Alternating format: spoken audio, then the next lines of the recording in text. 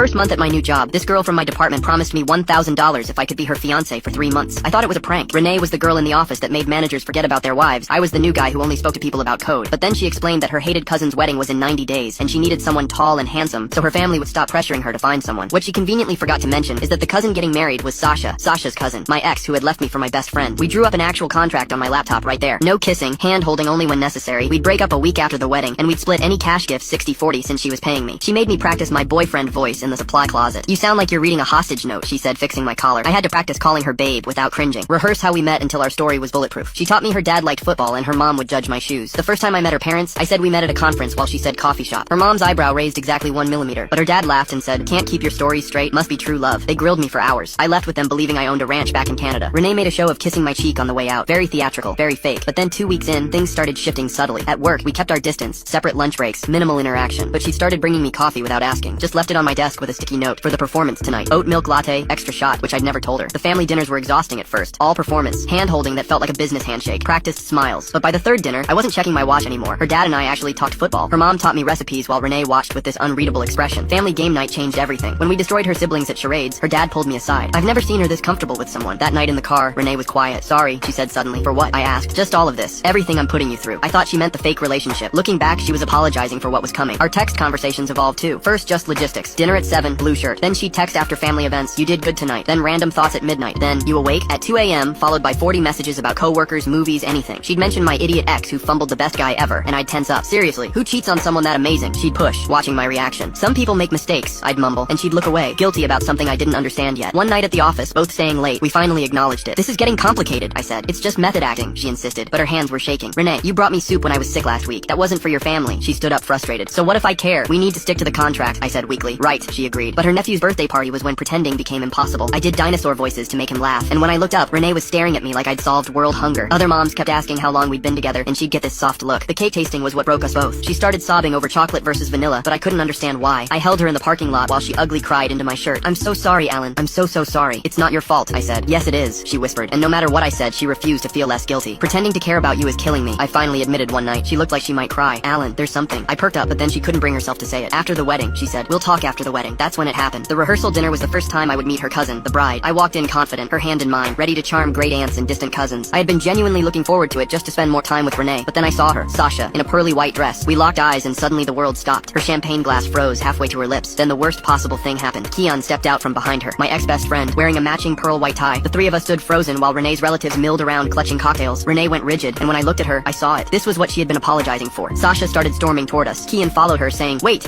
I can't do this." I turned to Renee. "Please."